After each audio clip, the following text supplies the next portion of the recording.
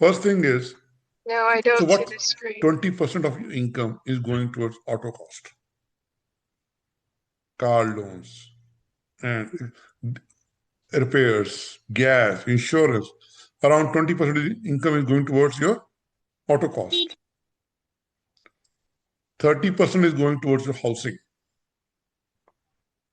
40% is going towards your living expenses, and 10% should be ideal. If you're not saving 10%, this money is either on this end or in this end. Mostly either your living expenses are quite high or your housing expenses are quite high. Average saving is around 3 to 5%. We say it should be 10, but average saving is around 3 to 5% for a normal Canadian. Even it's a negative even for some. How many of you can relate to this slide? Yes, no. How many of you can relate to that slide?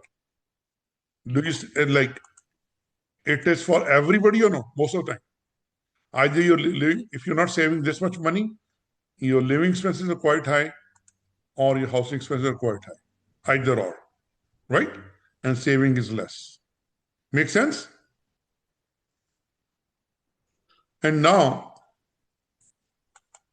if there's, you say, you know what, everybody, any advisor on this planet, like most of the time they say, you go and they go out and meet a client. What do they say?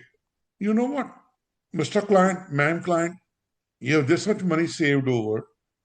Give me this money, I'll help you give you better returns. Or if you save 10, let's say you're making $10,000 as a family income. I'm taking a number only, right? You're saving $1,000. So what's the first thing comes to your mind? You know, I'm getting this $1,000 per month. I should get better returns on this one. Right, wrong. What do you say? Everybody thinks that way. Whatever money Absolutely. it's in your saving bucket, that I should invest somewhere and get better returns. That's how everybody thinks, No, right? no, you don't So, think like that. yeah. Even though, Yeah. So even let's say you get 10% return on this money. How much? 10%. So what's going to happen? It will go to 11%. That's it. But that extra 10%, will it be subject to taxes? Yes, no. If you're earning 10%, that's great. But whatever income you generate, will it be subject to taxes or no? Yes. So, and that's what everybody's thinking, right? So it means if you're getting more, so it means you're shaving something from your living expense. So that's so how your 100% is spending, being there. Now, if you see to this one, because it's very difficult for someone to cut down on your living expenses or cut down your housing expenses, right? So that's why it's very difficult to cut down your lifestyle. So if you see these three expenses, auto, housing, and living expenses, how much money is gone there? Around 90 to 97% end of the day. How much? Ideally, it should be 90, but if you're not saving enough, it means this bar is much higher.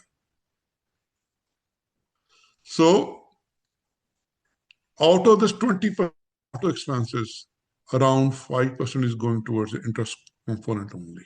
How much? Even when you're financing a car or leasing a car, but around 5% is going towards your auto expenses.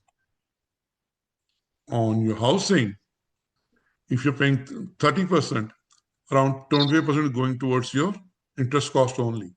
And if you notice in your mortgage, how much your principal is paid down every installment? Most of it is interest only or no? And around 4 to 5% is going towards your lifestyle expenses from credit card interest or something like that one. And that's the stats. They say it's around 35% of our total payments which are gone. It's only for interest cost alone. depending on your lifestyle, around it could be more, but around 35% still going towards the interest component. Just check yourself or check your neighbors also. What are these? Are the stats true or false? What do you say? Any comments, anything you want to discuss on that part? Ricky, you're coming first time, so now I'm asking you, or Shivani. Any questions so far? No, I'm good. Yeah, right. So out of this 90%, for 35% minimum is going towards your interest component. So what does that mean?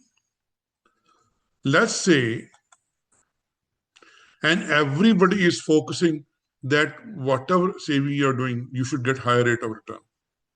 And but they are forgetting that 35% of that income is they're still paying on interest cost only. Your normal advisors are focusing on give me your saving component, I'll invest somewhere so you get better rate of returns.